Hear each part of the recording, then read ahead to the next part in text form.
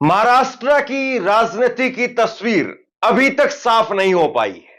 महीना बदल गया, मुख्यमंत्री के शपथ ग्रहण समारोह की तारीख आ गई, लेकिन अभी तक मुख्यमंत्री का नाम सामने नहीं आया। एकनाथ शिंदे जो बीमार चल रहे थे, बीमार से ठीक हो गए और एकनाथ शिंदे ने प्रेस कॉन्फ्रेंस भी आज दोबारा कर दी, लेकिन मुख्यमंत्री का नाम अभी तक नहीं आया।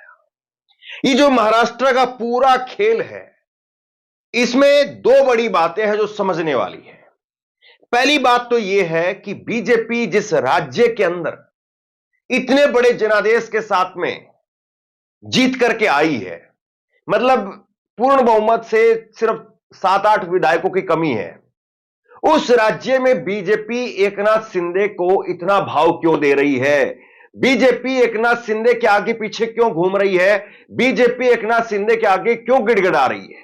पहली बात जो समझने वाली है यह है, और इस पर आगे बात करेंगे। दूसरी बात जो चर्चाओं में आजकल है, महाराष्ट्र से लेकर के और दिल्ली तक, कि क्या महाराष्ट्र के अंदर एकनाथ शिंदे, अमित शाह, इन दोनों के बीच में कोई सेटिंग हो गई है? इन दोनों के बीच में कोई खेल चल रहा है और उस खेल ने किसी तीसरे आदमी के पसीने छुड़ा दिए हैं? ये दो बड़ी चीजें हैं जो महाराष्ट्र के बीते 8 दिनों के घटनाक्रम से निकल करके सामने आ रही है। 23 नवंबर को नतीजे सामने आ गए थे, लेकिन 23 नवंबर से और आज 1 दिसंबर का दिन, वो भी पूरा बीत गया, लेकिन अभी तक मुख्यमंत्री के चेहरे पर मोहर नहीं लग पाई। कल का दिन बीच में है, 2 दिसंबर कल का दिन बीच में है, और 3 दिसंबर को बीजेपी विधायक दल की बैठक होगी। हो सकता है कि उस विधायक दल की बैठक में पर्दा उठे। उस विधायक दल की बैठक में या तो पर्ची से कोई नया सीएम आए, या पर्ची से नहीं बल्कि वहीं पर एकनाथ शिंदे को हटा करके और देवेंद्र फडणवीस का मुखौटा ऊपर कर दिया जाए। क्या होगा? अब करीब करीब जो है वो मान करके चलिए 48 घंटे हैं। 48 घंटे में तय होगा कि महाराष्ट्र में क्या होगा, किसका सीएम बनेगा, कौन सीएम बनेगा। लेकिन भाजपा की तरफ से कम तारीख बता दी गई है। भाजपा के प्रदेश अध्यक्ष चंद्रशेखर बावनकुले ने शनिवार को कहा कि नई सरकार का शपथ ग्रहण 5 दिसंबर को मुंबई के आजाद मैदान में होगा। प्रधानमंत्री मोदी भी कार्यक्रम में शामिल होंगे। तो मतलब बारात कब आएगी, बारात कब चढ़ेगी, ये सारे कार्यक्रम पूरे से तैयार हो गए हैं। कब मेहंदी है, कब क्या है, सब तैयार है, लेकिन दूल्हा कौन है इस पर सस्पेंस है। और दूसरी तरफ जो बीमार होने की बात कह रहे थे एकनाथ शिंदे, एक ही दिन में स्वस्थ भी हो गए। मतलब यह भी अजीब बात है। यहां पर जुकाम हो जाए तो वो 3 दिन नहीं जाता है, खांसी हो जाए तो वो हफ्ते भर परेशान करती है, लेकिन ये गजब बीमारी थी जो एक दिन में ठीक हो गई। आज कार्यवाहक मुख्यमंत्री एकनाथ शिंदे 2 दिन अपने पैतृक गांव सतारा में रहे और शनिवार को उनकी तबीयत बिगड़ गई थी। मुंबई से आए डॉक्टरों ने उनका इलाज किया। अब ये डॉक्टर भी बड़े दिलचस्प हैं। अब वो ठीक हैं। रविवार को शिंदे सतारा के एक मंदिर गए और कुछ देर बाद मीडिया से बातचीत भी की। उन्होंने कहा कि अब मैं ठीक हूं।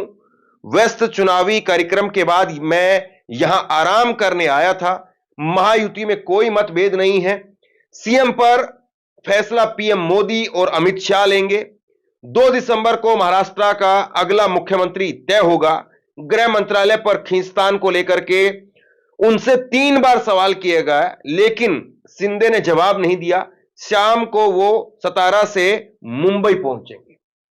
तो ये गृह मंत्रालय पर वो चुप है और गृह मंत्री के यानी अमित शाह के हाथ में उनकी बागडोर है। ये दो बड़ी बातें जो है निकल करके सामने आ रही है कि क्या सिर्फ और सिर्फ गृह मंत्रालय को लेकर के एकनाथ शिंदे इतनी जो है वो आंखें अपनी दिखा रहे हैं, या बात कुछ और है। पहली सवाल पर आते हैं। मैंने 2 सवालों का जिक्र किया था कि बीजेपी इतना क्यों गिड़गिड़ा रही है एकनाथ शिंदे के आगे, जबकि 7-8 विधायकों की कमी है। एक बात यह कही जा रही है, महाराष्ट्र के गलियारों में भी चर्चा है, राजनीतिक गलियारों में, और दिल्ली के राजनीतिक गलियारों में भी चर्चा है कि एकनाथ शिंदे के आगे बीजेपी इसलिए इतना गिड़गिड़ा रही है क्योंकि बीजेपी का भंडा फोड़ देंगे एकनाथ शिंदे। आपको पता है एकनाथ शिंदे की सरकार जब बनी, जब उद्धव ठाकरे को छोड़ करके वो बीजेपी के साथ गए, तो वो सहज नहीं गए थे, वो अपने आप से नहीं गए थे। वो पहले सूरत गए थे, सूरत से गुवाहाटी गए थे।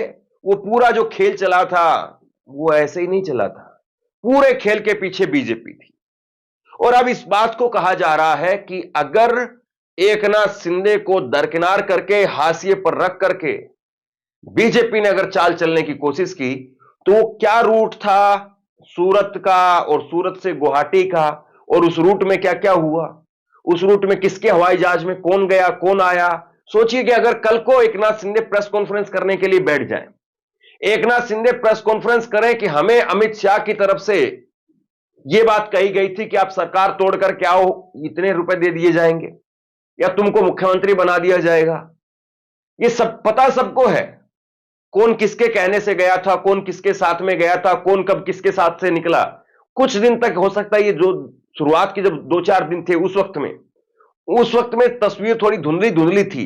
बाद में सबको सब कुछ पता चल गया कि कहां से डील जो है वो बात बनने लगी, कहां से डील जो है वो बनने लगी और कहां पर जाकर के डील पुख्ता हुई।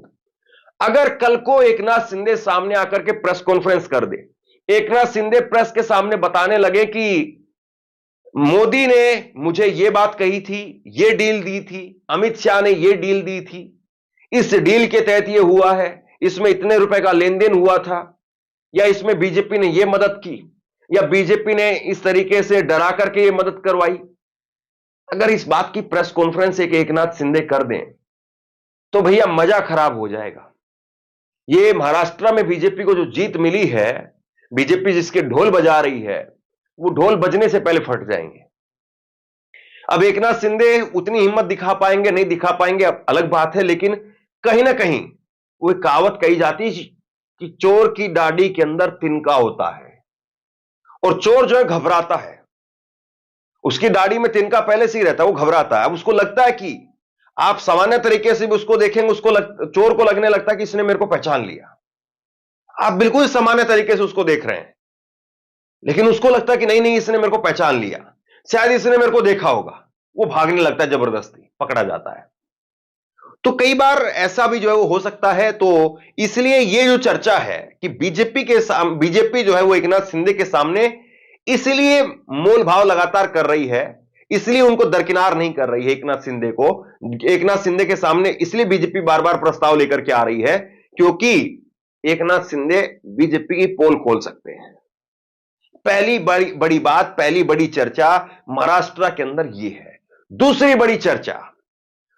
बड़ी चर्चा वो ये है कि एकनाथ शिंदे और अमित शाह इन दोनों की बातचीत हुई है, या एकनाथ शिंदे और मोदी इनकी बातचीत हुई है।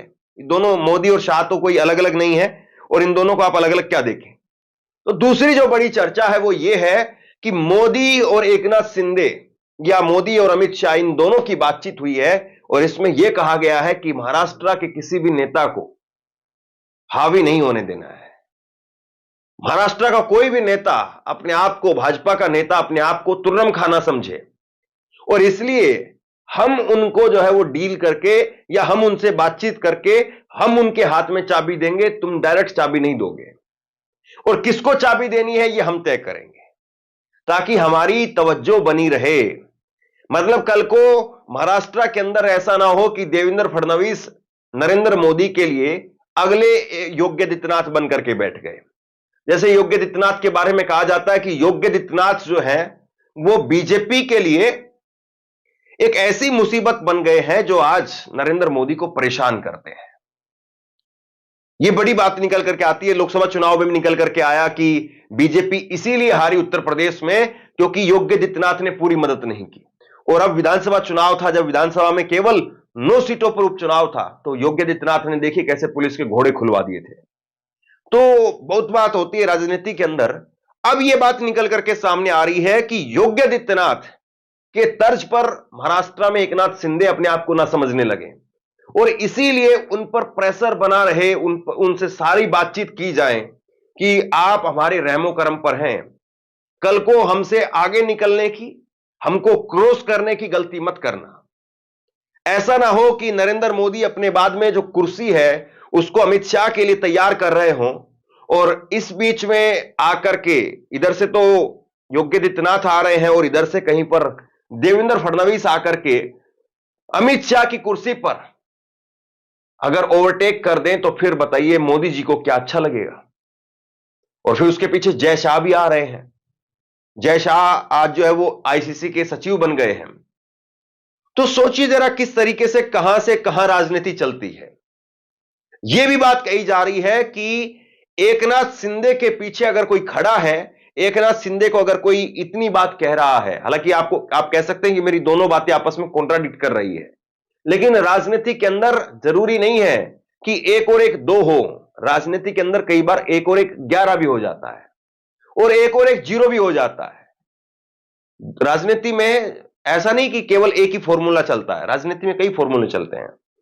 तो एकनाथ शिंदे के पीछे क्या सिर्फ और सिर्फ जो है वो मोदी और शाह का हाथ है और उसी वजह से वो लगातार बोल रहे हैं, अपनी हनक दिखा रहे हैं और वो ये पूरा ड्रामा क्रिएट कर रहे हैं ताकि देवेंद्र फडणवीस हो या कोई और दूसरे नेता हो जिसको भी बीजेपी कमान सौंपे, उस पर जो है वो एक ये बना रहे कि आप हमारे रहमो करम पर आए हैं, आपको मुख्यमंत्री बनाया नहीं जा रहा था, हमने बनाया है आपको, और इसलिए लाइन क्रॉस मत करना।